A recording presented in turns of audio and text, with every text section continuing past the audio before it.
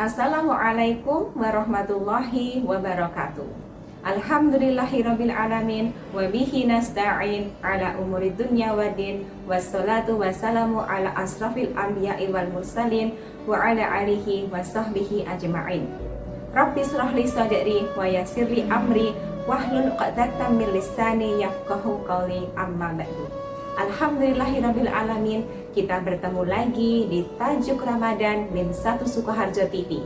Sebelumnya, saya ingin menyapa kepada ayah, bunda, bapak, ibu, wali murid min 1 Sukoharjo yang setia mendampingi putra-putri menyaksikan Tajuk Ramadan.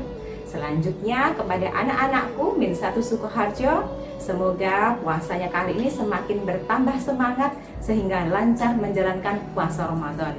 Alhamdulillah, pada kesempatan kali ini kita akan belajar kembali di Tajuk Ramadan tentang zakat harta dapat menghapus kesalahan. Zakat merupakan bagian dari rukun Islam. Zakat adalah pembersih dari harta yang kita miliki. Lalu kenapa kita harus melaksanakan zakat? Tentu saja dari sebagian harta yang kita miliki merupakan hak bagi muslim yang lain. Maka sudah sepantasnya kita mengeluarkan sebagian zakat dari harta yang telah kita miliki.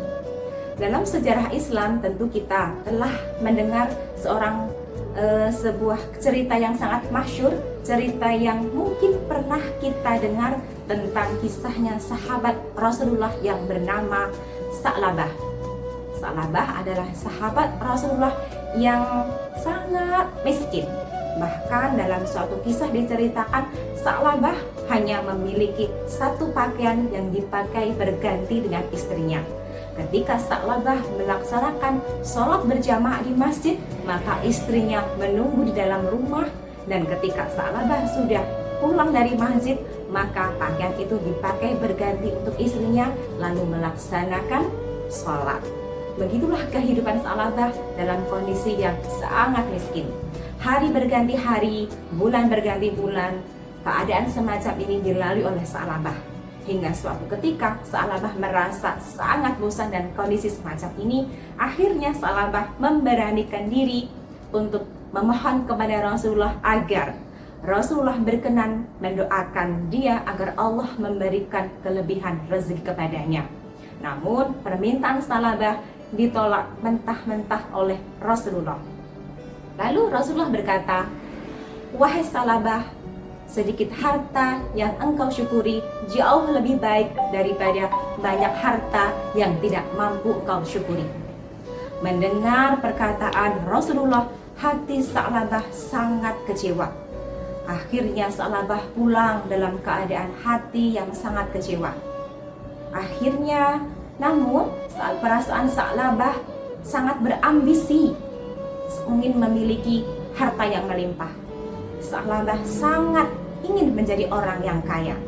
Sa'labah memberanikan diri kembali menemui Rasulullah, membujuk rayu Rasulullah agar beliau berkenan mendoakan Sa'labah agar Allah memberikan harta yang melimpah kepadanya. Dengan sebuah janji, Sa'labah akan tetap taat kepada Allah, akan tetap melaksanakan perintahnya dan menjauhi larangannya saat Sa'labah mendapatkan harta tersebut. Akhirnya janji Sa'labah mampu meluluhkan hati Rasulullah. Kemudian Rasulullah pun berkenan mendoakan Sa'labah. Selanjutnya Rasulullah pun memberikan sepasang domba kepada Sa'labah. Akhirnya hati Sa'labah sangat gembira. Sa'labah membawa sepasang domba itu pulang ke rumahnya. Sa'labah merawat domba tersebut dengan baik. Akhirnya setelah dirawat berbulan-bulan, Sa'labah berhasil memiliki domba-domba yang banyak. Domba-domba beranak pinak menjadi banyak sekali. Bahkan kebun kurma yang dimiliki oleh Sa'labah tumbuh subur dengan hasil panen yang melimpah. Tidak berselang lama, Sa'labah dikenal sebagai seorang yang hartawan. Hingga sampailah perintah Allah yang disampaikan kepada Nabi Muhammad bagi seorang muslim yang sudah mampu diwajibkan untuk mengeluarkan zakat dari sebagian hartanya. Akhirnya Rasulullah mengutus sahabatnya Ali untuk datang ke rumahnya Sa'labah untuk meminta zakat Sa'labah.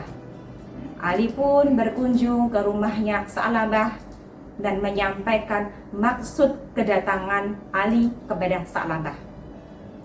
Wahai Sa'labah, sesungguhnya saya diutus Rasulullah untuk meminta zakat dari harta yang kau miliki untuk diberikan kepada fakir miskin. Namun apa jawaban dari Sa'labah? Apa aku harus mengeluarkan zakat untuk diberikan kepada fakir miskin? Maaf Ali, orang miskin itu adalah pemalas. Jika aku hanya berleha-leha, mana mungkin aku bisa mengumpulkan harta yang melimpah seperti ini. Begitu sombong jawaban Sa'labah. Sa'labah telah lupa bahwasanya harta yang telah ia miliki sebenarnya adalah kemurahan, keberkahan dari Allah Subhanahu wa Ta'ala. Akhirnya Ali pun menjawab, wahai Sa'labah, Islam telah memerintahkan kepada muslim yang mampu untuk mengeluarkan hartanya. Sa'labah pun menjawab, maaf Ali, aku menolak. Aku tidak ingin mengeluarkan zakatku.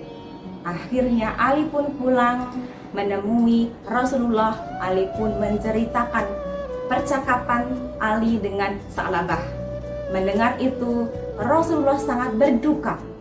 Rasulullah sangat bersedih atas ucapan Sa'labah. Rasulullah merasa khawatir bahwa harta yang dimiliki Sa'labah tidak mampu menyelamatkannya. Rasulullah khawatir Allah akan melaknat atas pembangkangan yang dilakukan oleh Sa'labah. Akhirnya Rasulullah meminta Ali kembali untuk berkunjung kembali ke rumahnya Sa'labah dan meminta zakat. Hal itu diulangi sampai ketiga kalinya. Namun Sa'labah tetap menolak mengeluarkan zakatnya. Akhirnya Rasulullah berkata, harta yang telah dimiliki Sa'labah tidak mampu menyelamatkannya. Ternyata benar itu terjadi seketika ternak-ternak yang dimiliki oleh Sa'labah terkena wabah penyakit. Kebun kurma yang dimiliki oleh Sa'labah terserang oleh hama. Akhirnya panen kurma kebun Sa'labah gagal. Akhirnya Sa'labah mengamati ini, dia mulai tersadar, mungkinkah ini akibat dari dia menolak mengeluarkan zakat? Seketika itu juga Sa'labah berkunjung mendatangi rumah Rasulullah dengan niatan ingin membayar zakat. Namun Rasulullah telah menolak zakat dari Sa'labah. Tidak kurang akal Sa'labah kemudian menemui Abu Bakar As-Siddiq dengan tujuan yang sama, ingin membayar zakat dari harta yang telah ia miliki. Namun Abu Bakar As-Siddiq berkata, wahai Sa'labah, aku tidak bisa menerima sesuatu apa yang telah ditolak oleh Rasulullah Sallallahu Alaihi Wasallam. Akhirnya semenjak itu Sa'labah kembali kepada kehidupan yang miskin kembali. Sa'labah terlunta-lunta di jalanan. Para ayah bunda, bapak ibu, wali murid dan satu suku harja dan anak-anakku, tentu dari kisah ini banyak sekali hikmah yang bisa kita ambil. Yang pertama, zakat atau sedekah yang kita keluarkan tidak mungkin akan membuat kita jatuh miskin. Selain itu, zakat atau sedekah yang kita lakukan secara terus-menerus atau istiqomah akan mendatangkan keberkahan, kebaikan bagi kehidupan kita. Selain itu, zakat dan sedekah juga mempunyai beberapa keutamaan. Yang pertama, kebiasaan zakat atau kebiasaan sedekah itu merupakan sifat penghuni surga. Dengan zakat dan sedekah akan mendatangkan keberkahan hidup, akan mendatangkan keberkahan dari harta yang kita miliki. Selain itu, zakat juga mampu menghapus kesalahan yang telah kita berbuat.